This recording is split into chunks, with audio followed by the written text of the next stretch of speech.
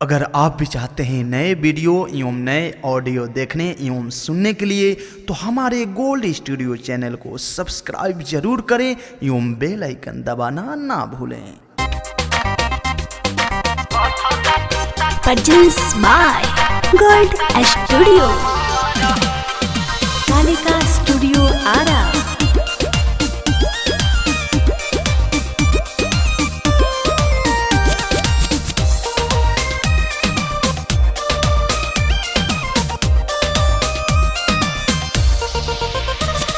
सासू देली गौरिया ना बुझली लचरिया, सासू देली गौरिया ना बुझली लचरिया, पिया बड़ दिली सहर हो। सुनो सुनो सुनो हम लहुरा देवरवा, दाबी दन बथता कमहर हो। सुनो सुनो सुनो हम लहुरा देवरवा, दाबी दन बथता कमहर हो।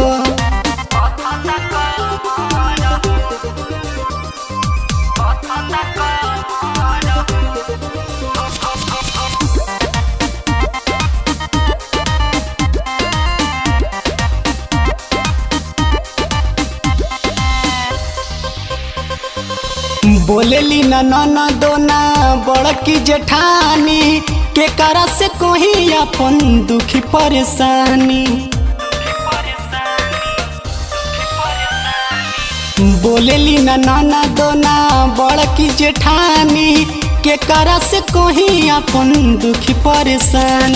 बानी अभी नया नवेली हम कनिया जवनिया के बाट लहर हो।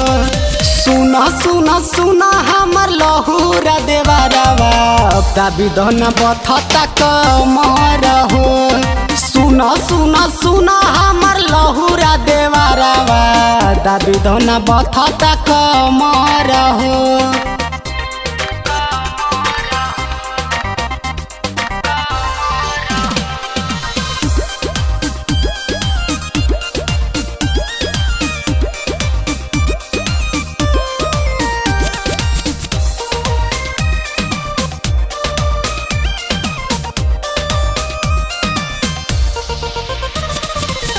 सैया सुख दयाल के चाली न सोहाता, अलहर जवानी पानी बिना सुखाता।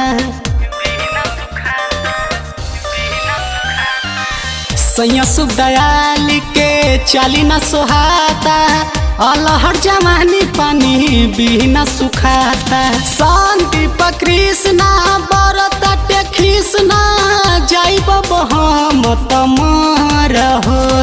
सुना सुना सुना हमर लहुरा देवरवा, दाबी दन बथता कमर हो। सुना सुना सुना हमर लहुरा देवरवा, दाबी दन बथता कमर हो। सासू देली गौरिया ना बुझली लचरिया, पिया बड़ दिली सहर हो। सुनो सुनो सुनो हम लहुरा देवरवा, दाबी दन बथता कमहर हो। सुनो सुनो सुनो हम लहुरा देवरवा, दाबी दन बथता कमहर हो।